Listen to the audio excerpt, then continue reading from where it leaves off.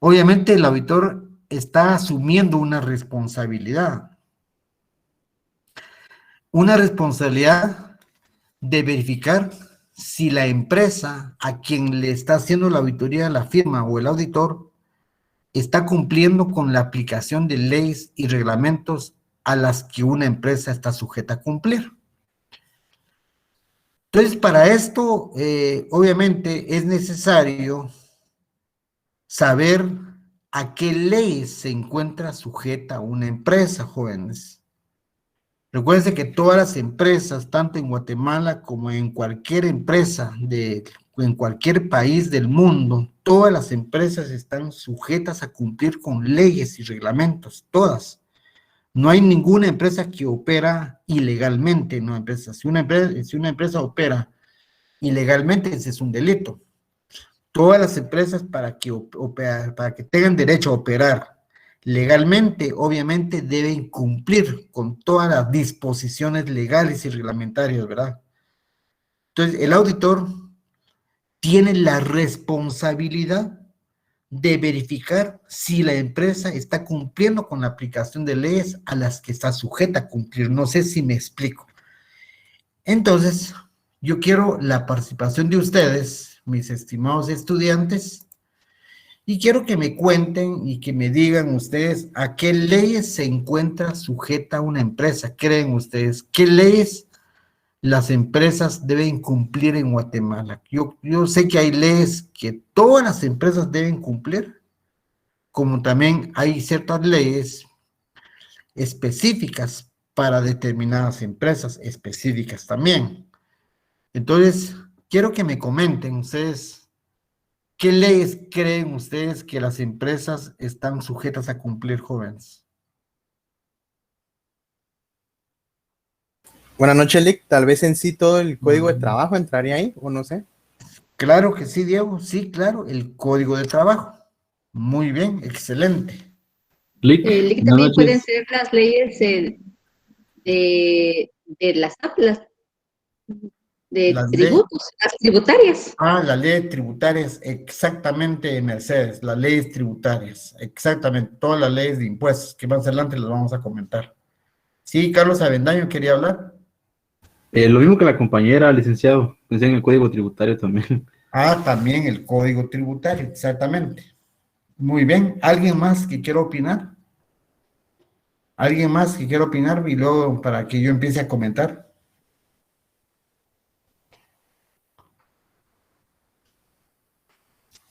Lick, una consulta, no sé si aquí también entrarían las políticas que cada empresa tiene o no. Políticas no, porque no son leyes. Principalmente se está refiriendo a las leyes, ¿verdad? Gracias, Diego. Pero todo eso es, las políticas ya es parte del control interno, ¿verdad? Ujú. Muy bien. Miren, jóvenes. Todas las empresas están regidas bajo una ley suprema. Y esa ley suprema se llama la Constitución Política de la República. Todas las empresas, obviamente, operan bajo la Constitución, o sea, todas las empresas, ahí le da el derecho de empresa, los derechos y obligaciones, o sea, más que todo el derecho de emprender, el derecho a la persona, el derecho a la vida, el derecho al trabajo, el derecho a todo, o sea, prácticamente la ley magna, la ley suprema en Guatemala se llama Constitución Política de la República y ahí nadie escapa. Todas las empresas deben cumplir con lo establecido en la Constitución Política de la República. Y de ahí que si es una empresa mercantil, una empresa mercantil pueden ser agropecuarias, industrias, comerciales, financieras, etcétera. Esas empresas están desde el momento en que se constituyen legalmente a través de una escritura de constitución, obviamente lo tienen que hacer bajo la figura del Código de Comercio o bajo el y también bajo el Código Mercantil.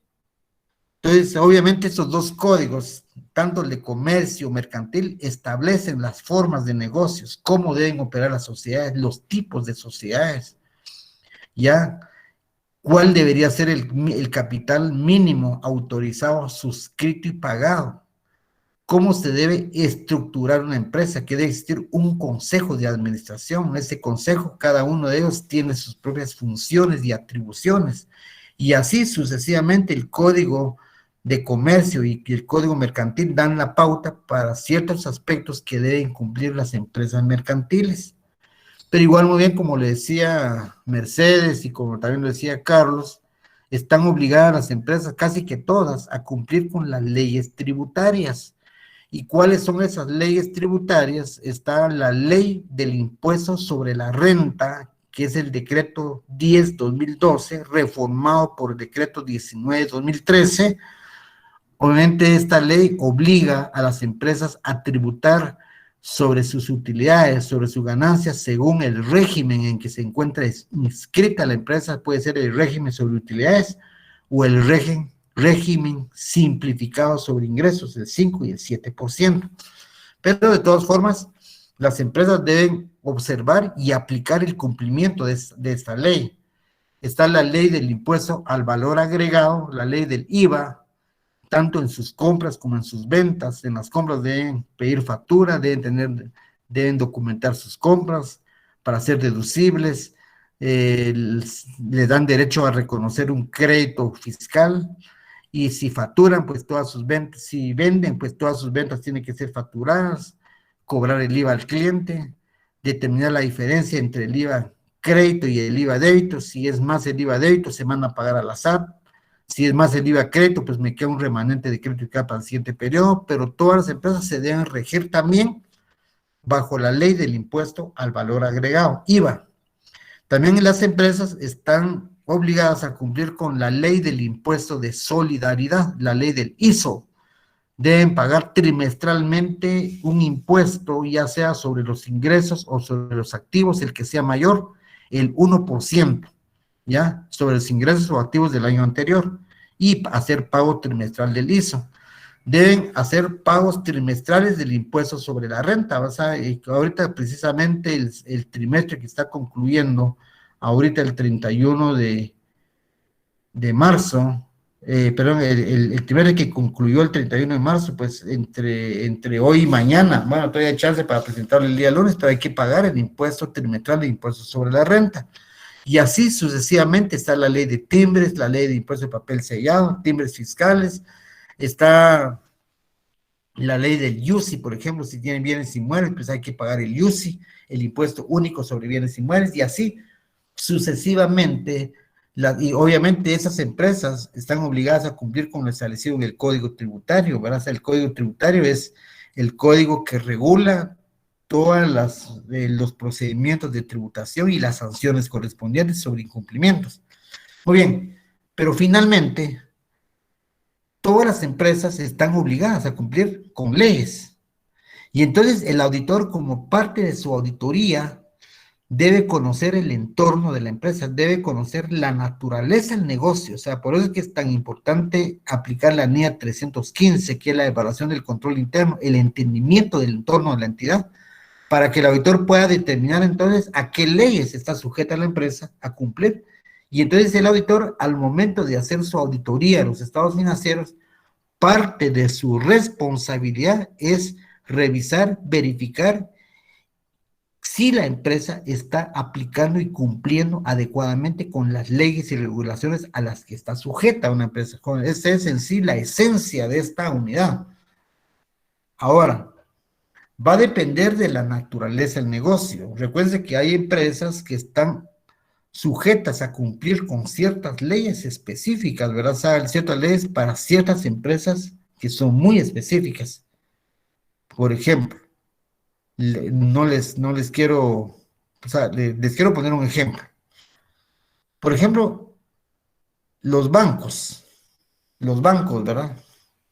Esos bancos, además de cumplir con las leyes que ya mencioné anteriormente, también los bancos están obligados a cumplir con un grupo de leyes, se llama la Ley de Bancos y Grupos Financieros, así se llama, y es una ley la Ley de Bancos y Grupos Financieros son leyes específicamente para los bancos. Entonces, si un auditor le está haciendo la auditoría a una entidad bancaria, obviamente el auditor tiene que saber que esa entidad bancaria debe cumplir con la ley de bancos y grupos financieros, pero para esto el auditor tiene que dominar y tiene que saber y tiene que conocer esas leyes.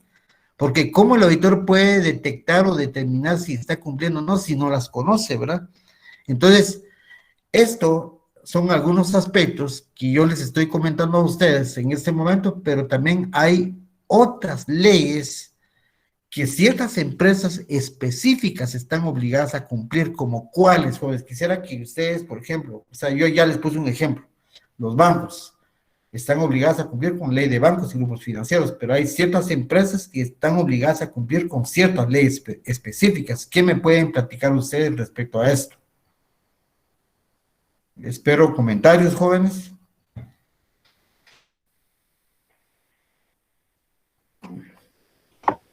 Buenas noches, licenciado. Buenas noches, Samuel. Mire, tal vez así como los restaurantes, por ejemplo, que también tienen que cumplir con controles de calidad y todo eso, no sé.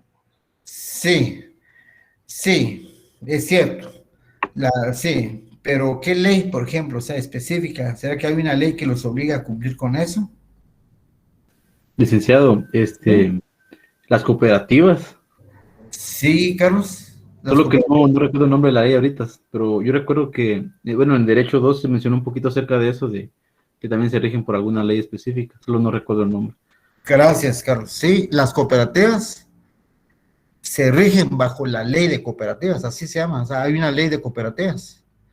Pues, o sea, las cooperativas están obligadas a cumplir con todas las leyes que ya mencioné tributarias, pero además están obligadas a cumplir con esa ley específica, las cooperativas, ya sea de ahorro y crédito, de cualquier tipo de cooperativas, hay una ley de cooperativas específicamente. Muy bien, ¿qué más me pueden decir? Muy bien, ahí ya me dijo Carlos, ley de cooperativas. Samuel me dijo ley de restaurante, o sea, todo cumplir con control de calidad. Quizá es el código de salud, ¿verdad? El código de salud, pero más las químicas farmacéuticas, por ejemplo, las químicas farmacéuticas que fabrican medicamentos. Esas empresas yo le puedo dar fe y con seguridad que esas empresas sí deben cumplir obligadamente con el código de salud, porque ellos fabrican medicamentos, ¿verdad? ¿Ya? Pero ¿qué más leyes, jóvenes? Tal vez las empresas que tienen incentivos fiscales que están bajo el decreto, algunas bajo el decreto 2989.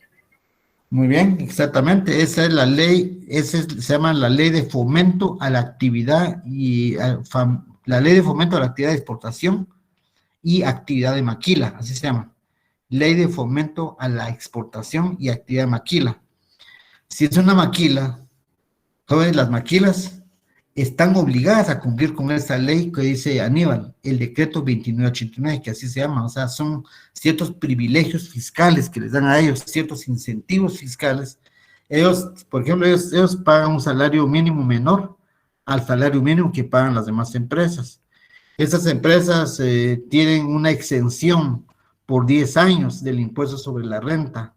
Esas empresas, si van a importar inventarios para producirlos en Guatemala, manufacturar y luego exportar, estas importaciones que ellos realizan no pagan IVA en aduanas, no pagan derechos arancelarios también, o sea, tienen una serie de beneficios, pero esas leyes, su principal objetivo es fomentar la generación de empleo en Guatemala, o sea, obviamente es fomentar el empleo, de tal manera que esas empresas tienen incentivos para generar muchas plazas en Guatemala, o sea, por ejemplo, los call centers, ¿verdad? Los call centers, esas empresas también se rigen por el 2989, ¿ya? Entonces, y así sucesivamente, o sea, pero si es una zona franca son aquellas empresas que operan en cierto territorio que se llama extraterritorial, y hay zona franca en Puerto Barrios, hay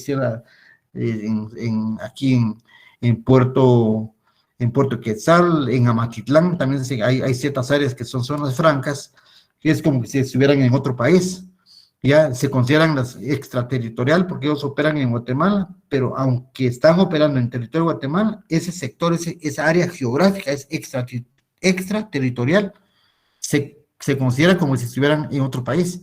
Entonces, pues, esas empresas se rigen por una ley de zonas francas, ¿verdad? Entonces, también, el auditor, si hace una auditoría a una empresa de este tipo, tiene que saber a qué ley está sujeta para entonces el auditor, con toda propiedad, debe verificar, revisar si la empresa está cumpliendo con las disposiciones legales y reglamentarias, con las leyes y reglamentos que dice esta unidad, porque así se llama esta unidad, responsabilidad del auditor respecto a verificar la aplicación de leyes y reglamentos por parte de la empresa a quien le estoy haciendo la auditoría de estados financieros, ¿verdad? Y así sucesivamente. Hay otro tipo de empresas, jóvenes, como por ejemplo, los bancos también están obligados a cumplir, además de cumplir con la ley de bancos y grupos financieros, ellos también están obligados a cumplir con otra ley que se llama la ley contra lavado de dinero u otros activos. Está la ley para prevenir y reprimir el financiamiento del terrorismo, o sea, los bancos. Y no solamente los bancos, están las cooperativas de ahorro y crédito, también Carlos Avendaño. Las cooperativas de ahorro y crédito también están obligadas a cumplir con la ley contra el lavado de dinero, la ley para prevenir y reprimir el financiamiento del terrorismo. Y no solamente son esas, por ejemplo, está la ley, las empresas que venden vehículos, las agencias de carros, las agencias de... O sea, ¿por qué estas empresas también deben cumplir con la ley contra el lavado de dinero? Porque hay muchos compradores que se acercan a las agencias de carros a comprar vehículos en efectivo. O sea, resulta que llevan 300,000 quetzales en efectivo y compran un carro. Las empresas que venden joyas también, las empresas que venden joyas, también a veces compran joyas de 20,000, 30,000 quetzales y pagan en efectivo. ¿Por qué? Porque están lavando dinero, o sea, lavado de dinero. Entonces, por eso es que esas empresas están las inmobiliarias, por ejemplo. Las inmobiliarias también deben cumplir con la ley contra el lavado de dinero. ¿Por qué? Porque ellos venden terrenos, venden casas, y muchas veces se venden terrenos, se venden casas, comprando esos inmuebles con dinero ilícito. Lavar dinero es legalizar el dinero sucio, mal habido, o sea, de una proveniencia ilícita, ¿verdad? Ese es el punto. Entonces, el auditor, señores, tiene que saber todo esto, o sea, de lo contrario, si yo no sé a qué ley se encuentra sujeta una empresa, estoy perdido, prácticamente estoy auditando nada, porque no sé a qué ley se está sujeta a cumplir. Es parte de su auditoría.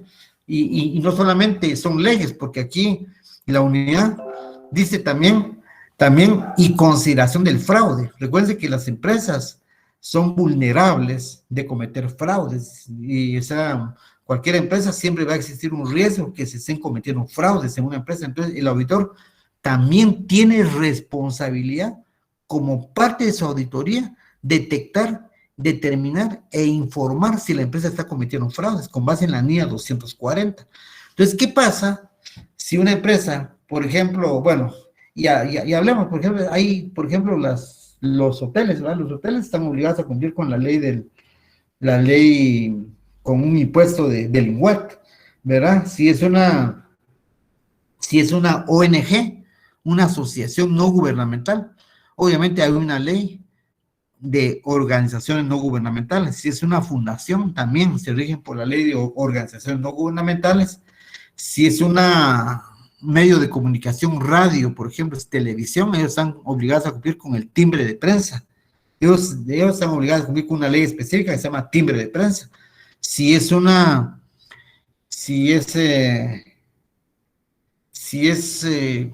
Por ejemplo, ¿qué les iba a decir ahorita? El tema de... Las municipalidades también con la ley ¿Quiénes? Disculpe, Mercedes. Fomento municipal. Las municipalidades también entran dentro de este rubro. Sí, está la ley de fomento municipal, ¿verdad? Está la ley, sí, está la ley de fomento municipal, si es una empresa gubernamental. Si es una entidad estatal a quien está haciendo auditoría, ellos deben cumplir con la ley orgánica del presupuesto, con la ley de compras y contrataciones. Y, miren, señores, ¿quién no tiene que saber el auditor? Pues por eso es que realmente el auditor tiene que tener mucho conocimiento. ¿Por qué? Porque parte de su auditoría debe saber. Por ejemplo, las minerías, dice Carlos Avendaño, las minerías también o sea, está la ley de minas, ¿verdad? O sea, y así, si es una empresa que vende combustible, hidrocarburos, o sea, debe cumplir con la ley de distribución, con el impuesto de distribución, ¿verdad? El IDP, el famoso IDP. Diana dice los hoteles, sí, también los hoteles, es lo que decía, ellos deben pagar un impuesto del INWAC del 10% y así. Entonces, ese es el espíritu de esta unidad, jóvenes. El espíritu de esa unidad, lo que yo quiero llegar a vender la idea, es que el auditor asume una responsabilidad directa desde el momento en que acepta el encargo de auditoría. Entonces, parte de mi responsabilidad es detectar, verificar si la empresa está aplicando adecuadamente y si está cumpliendo con las leyes y reglamentos. Y considerar si no hay fraudes en una empresa. ¿Qué pasa? ¿Cuál debería ser la actitud del auditor, por ejemplo, si él determina que la empresa no está cumpliendo con las leyes y reglamentos, jóvenes? O sea, ¿qué pasa? ¿Cómo se llama al incumplimiento de leyes? Vamos a ver, ¿cómo se llama esa palabra? Hay una palabra cuando la empresa está incumpliendo con las leyes y reglamentos a las que está sujeta a cumplir. ¿Cómo se llama esa palabra?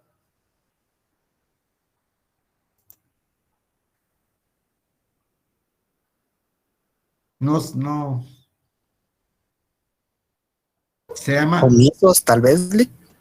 ¿Cómo? Omisos, Omisos. no. No, omisos es en la SAT, ¿verdad? Omisos es en la SAT, no. Se llama irregularidades. Cuando una empresa no cumple, está cumpliendo actos irregulares, esa es una irregularidad y ese es incumplimiento de leyes. Entonces, cuando una empresa está involucrada en irregularidades, si una empresa no paga sus impuestos como debe ser, tal y como le establecen las leyes, es una evasión tributaria o es una elusión tributaria. Y obviamente ahí viene el otro delito de defraudación tributaria, defraudarle, o sea, está relacionado con fraude también. Defraudación aduanera, por ejemplo, ustedes se han dado cuenta de ciertas empresas que importan y pasan de contrabando la mercadería, o sea, más bien no es importación, es contrabando. Y el contrabando es una causa, un delito de defraudación aduanera. Entonces, esa es una irregularidad. ¿Por qué? Porque la empresa no está cumpliendo con las leyes específicas para poder operar adecuadamente.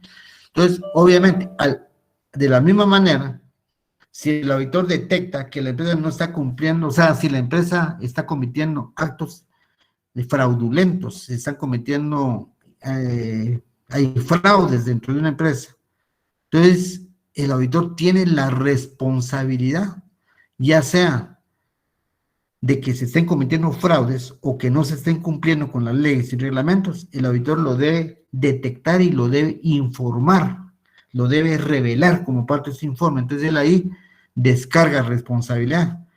Pero si el auditor no lo informa, y lo peor es si el auditor ni siquiera lo detecta, y nuevamente si no lo detecta no lo va a informar, él está asumiendo una responsabilidad de asociación ilícita. Si la empresa es demandada, si la empresa después es detectada por otro organismo, que hay irregularidades, hay defraudación, hay fraudes, y de repente el auditor emitió una opinión limpia, ¿verdad? Dijo que todo estaba bien, y ahí el auditor tiene una asociación ilícita, ¿verdad? Entonces el auditor se involucra en el problema.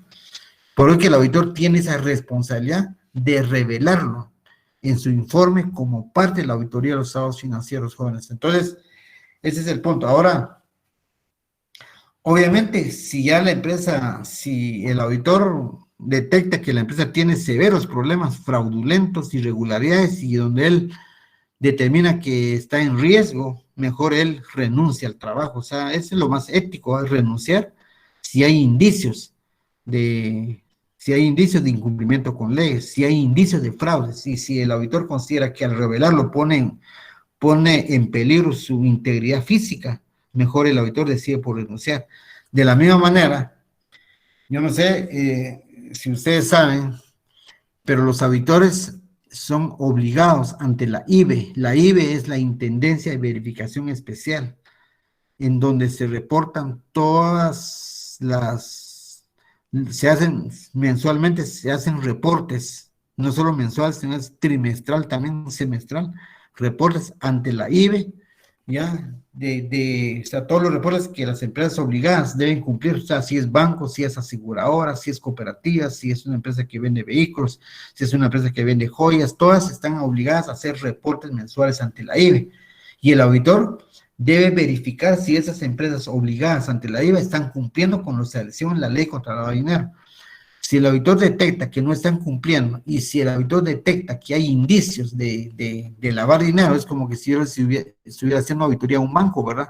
Y de repente hay un inversionista, hay un cuentaviente que su perfil es ahorrar de repente 2,000, 3,000 al mes y así su perfil de repente ahorró 1,000,000. Entonces, esa es una operación sospechosa. Entonces, el auditor lo detecta y lo investiga. Si el auditor determina que son indicios de lavado de dinero, el auditor lo debe reportar ante la IBE, porque el auditor es persona obligada ante la IBE, lo debe revelar, lo debe reportar.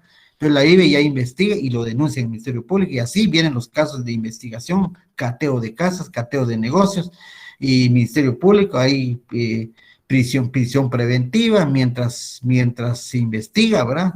Si se declara culpable o no de lavado de dinero, y así, por eso es que el auditor sí asume una gran responsabilidad, jóvenes. Esto les quería comentar a manera de... Y fíjense que no he leído la presentación, pero acá, ese es el tema. Vamos a ver primero lo relacionado con los fraudes, ¿verdad? Vamos a leer algunas presentaciones ahorita, después de haber explicado lo que ya comenté. Ya voy a apreciar. ¿Sí ven la presentación ahí? Sí, le. Muchas gracias. Gracias. Dice, responsabilidades del auditor en la auditoría de estados financieros con respecto al fraude. El alcance de esta norma es esta norma internacional de auditoría. Trata de las responsabilidades que tiene el auditor con respecto al fraude en la auditoría de estados financieros. O sea, obviamente, la NIA 240 le dice, mire, señor auditor, usted es responsable. Si en la empresa hay fraude, lo tiene que detectar y lo tiene que informar.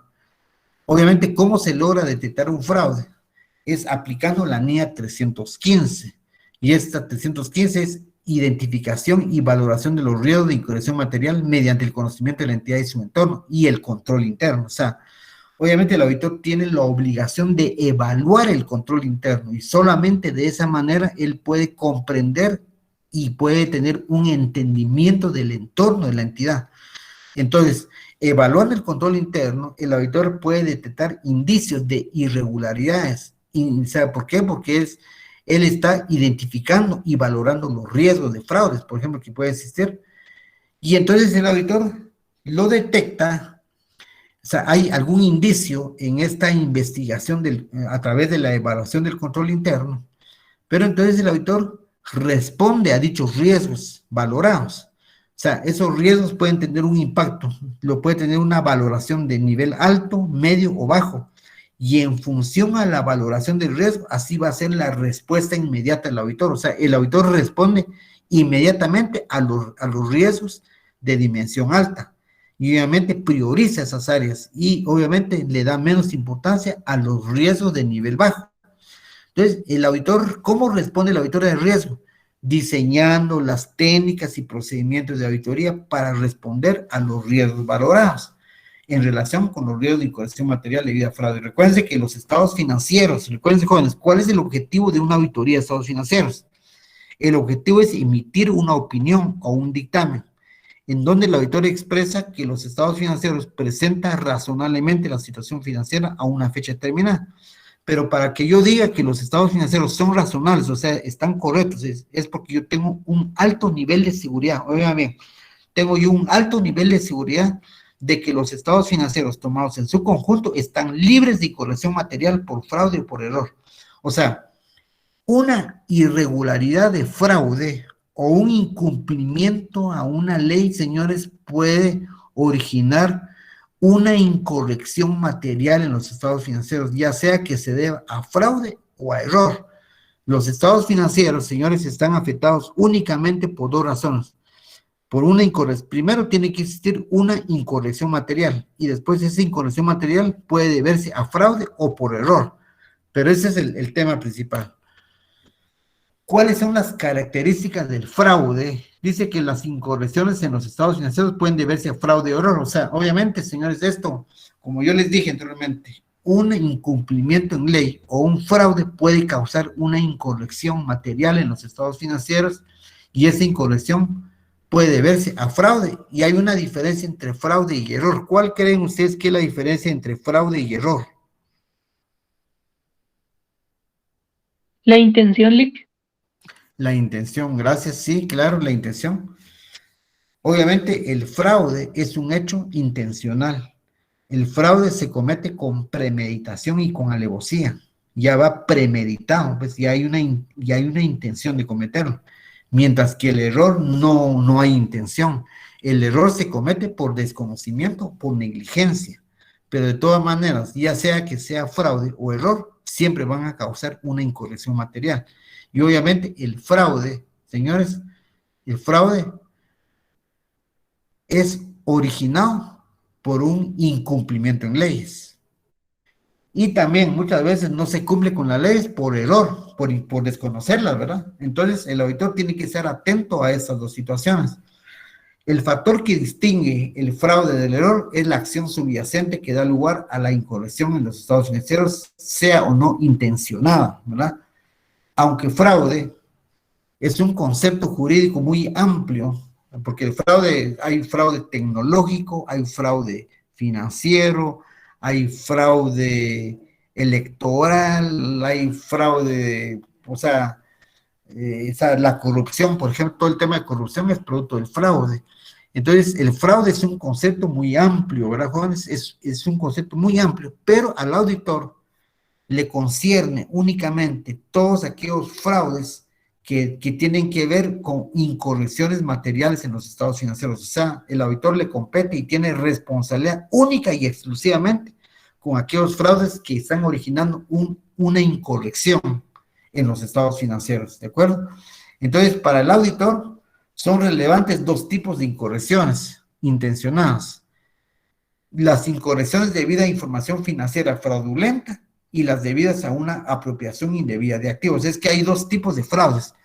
Esos dos tipos de fraudes es incorrección debida a información financiera fraudulenta, es maquillar los estados financieros, es aparentar una situación diferente que la empresa no tiene. Es como que yo decía que la empresa tiene, por ejemplo, en inventarios, tiene 10 millones cuando yo sé que solo tiene 2 millones de quetzales. Es como si yo dijera que tiene inmuebles por 1 millón de quetzales, cuando realmente la empresa debería tener inmuebles por 10 millones de quetzales. Y así, y esa información financiera fraudulenta es aparentar una situación financiera que la empresa no tiene. Quizá yo puedo maquillar para presentar un panorama solvente de la empresa, un panorama de solidez, de liquidez, y a lo mejor la empresa tiene problema de liquidez, no tiene solvencia, está en un riesgo de continuar como empresa en funcionamiento, está ante un riesgo de negocio en marcha. Entonces, pero yo maquillo los estados financieros, presento una información financiera engañosa, porque ese es el fraude, es un engaño, es una intención de dañar a muchas personas. Ese es el problema de un fraude. Y las debidas a una apropiación indebida de activos se está refiriendo al robo de activos, a malversación de dinero. Es apropiarse indebidamente del dinero, de los inventarios, de los activos fijos, robar, malversar, jinetear fondos. A eso se debe realmente. Entonces, pero de todas formas, esos son dos tipos de incorrecciones intencional. Tanto el fraude como la apropiación indebida es intencional. Si alguien va a robar, es porque tiene mala intención. Entonces, esas son las características del fraude. Obviamente, la responsabilidad con relación a la prevención es que los responsables del gobierno, o sea, la administración de la empresa, son los principales responsables de prevenir y detectar el fraude, no es el auditor. Claro está que el auditor es responsable como parte de su auditoría detectarlo e informarlo, pero a nivel interno es la dirección, es el gobierno de la empresa, son los responsables de implementar procedimientos de control para prevenir, controles internos preventivos y controles internos detectivos, o sea, porque es que hay dos tipos de control, el preventivo y el detectivo. El preventivo es para prevenir que no se cometan, y el detectivo es aquel procedimiento de control que ayude a detectar cualquier fraude cuando ya se dio. Entonces, pero son los responsables de la empresa, son ellos, el gobierno de la empresa, la dirección, el gobierno corporativo o la alta administración son los responsables de prevenir y detectar. Y el auditor, quiero aclarar, él es responsable como parte de su auditoría detectarlo, ¿verdad? Si hay fraudes o hay irregularidades. Es importante que la dirección supervisada por los responsables del gobierno de la entidad pongan gran énfasis en la prevención del fraude. O sea, obviamente es muy importante que le pongan mucha importancia a prevenir antes que sucedan las cosas, lo que puede reducir la oportunidad de que este se produzca. Obviamente, cuando hay procedimientos que ayuden a prevenir el fraude, es más difícil que las personas cometan fraude porque saben que los van a detectar. Entonces, así como en la disuasión de hecho fraude, lo que puede persuadir a las personas a no cometer fraude debido a la probabilidad de que sea detectado y se sancione a la persona que lo cometa, ¿verdad? El auditor que realiza una auditoría de conformidad con las NIAs es responsable de la obtención de una seguridad razonable de que los estados financieros considerados en su conjunto están libres de incorrección material debido a fraude y error. O sea, y eso es parte del dictamen del auditor. Recuerden que cuando yo les dije al principio, cuando un auditor da una opinión limpia, una opinión no modificada, es porque él tiene un alto nivel de seguridad de que los estados financieros están libres de incorrección material por fraude o por error. Entonces, el auditor que realiza, entonces el auditor es responsable de mantener una actitud de escepticismo profesional. El escepticismo es tener una mente cuestionante de la evidencia, es tener la evidencia y cree el auditor no tenerla. Es incredulidad. Es una mente cuestionante, es una mente inquisitiva el auditor. O sea, si el auditor tiene indicios que la empresa está incumpliendo con leyes, si el auditor tiene indicios que se está cometiendo fraude, esto aumenta, eleva el escepticismo del auditor. O sea, el escepticismo es no creer, es tener la evidencia y cree no tenerla. Entonces esto lo lleva al auditor a ser más investigador, profundizar más en la investigación. Entonces el auditor, él es el responsable de mantener esa actitud de escepticismo profesional durante toda la auditoría, teniendo en cuenta la posibilidad de que la dirección eluda los controles y reconociendo el hecho de que los procedimientos de auditoría que son eficaces para la detección de errores pueden no serlo para la detección de fraudes. O sea, el auditor siempre debe mantener esa actitud de escepticismo profesional en toda la auditoría, jóvenes. Los objetivos del auditor son identificar y valorar los riesgos de incorrección material en los estados financieros debido a fraude. O sea, obviamente él tiene que identificar y darle una valoración si el fraude causa un nivel de incorrección alto, ¿verdad? O es un nivel de incorrección medio o bajo, y así va a ser la respuesta al auditor. Es obtener evidencia de auditoría suficiente y adecuada con respecto a los riesgos valorados de incorrección material debido a fraude mediante el diseño y la implementación de respuestas apropiadas. Responder adecuadamente al fraude o a los indicios de fraude identificados durante la realización de la auditoría. Eso es mediante el diseño de técnicas y procedimientos de auditoría tendientes a detectar, tendientes a responder inmediatamente a cualquier fraude que se detecte en una empresa. El escepticismo profesional, el requerimiento, el que es escéptico, es tener una mente cuestionante, es no creer en lo que le dicen, inclusive no le dan documentación y él cree no tener evidencia. Entonces, se requiere ciertos aspectos para tener escepticismo profesional. Por ejemplo, la NIA 200 establece en el apartado 15 que el auditor mantendrá una actitud de escepticismo. O sea, es incrédulo. O sea, por eso el auditor siempre es desconfiado, ¿verdad? Es desconfiado porque es escéptico, ¿verdad? Entonces, el auditor mantendrá una actitud de escepticismo profesional durante toda su auditoría. Esto reconociendo que, a pesar de su experiencia sobre la honestidad e integridad de la dirección, o de los responsables del gobierno de la entidad, él cree que a lo mejor ellos están cometiendo fraudes, a pesar de que el auditor cree y tiene conocimiento que el gobierno tiene honestidad, integridad, sin embargo, él siempre debe mantener esa actitud de escepticismo, diciendo, mire, esas personas aparentan ser buenos, pero a lo mejor están cometiendo fraude. Entonces eso le lleva al auditor a ser más investigador. Salvo que tenga motivos para creer lo contrario, el auditor puede aceptar que los registros y los documentos son auténticos. O sea, él ahorita con el tema de la virtualidad, ¿verdad? El trabajo home office, ya la evidencia es un poquito cuestionante, ¿verdad? Porque muchas veces el auditor no tiene en su poder el documento físico original, sino que solo se la mandan escaneada. Entonces, esto tiene que ver mucho, entonces, salvo que tenga motivos para creer lo contrario. El auditor puede aceptar que los registros y documentos sean auténticos, ¿eh?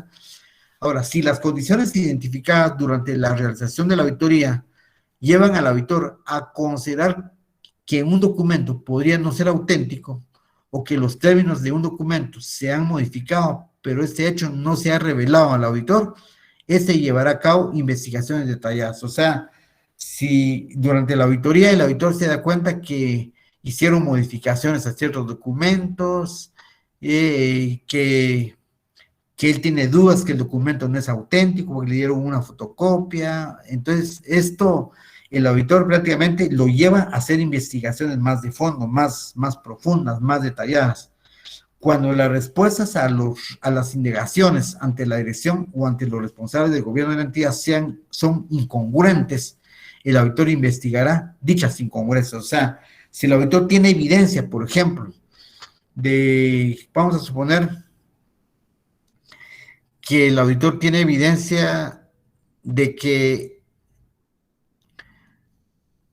la empresa tiene un préstamo bancario, ¿verdad? Y él por otras indagaciones, por otro lado, él determinó que la empresa tiene un préstamo bancario.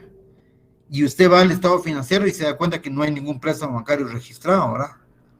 O bien que el auditor, por ejemplo, bajó sus ventas, ¿verdad? Depende de la empresa, o no, que la empresa incrementó sus ventas significativamente, pero la empresa no compró inventarios.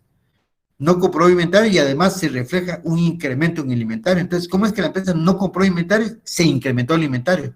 Ah, pero vendió más. Y entonces, ¿de dónde vino ese inventario? Entonces, a veces no hay congruencia entre lo que usted determine en un departamento o con otra persona respecto a la información que usted tiene por otro lado. O sea, no encaja, no. Entonces, eso lo lleva a uno a ser más escéptico, ¿verdad? ¿De acuerdo? Entonces,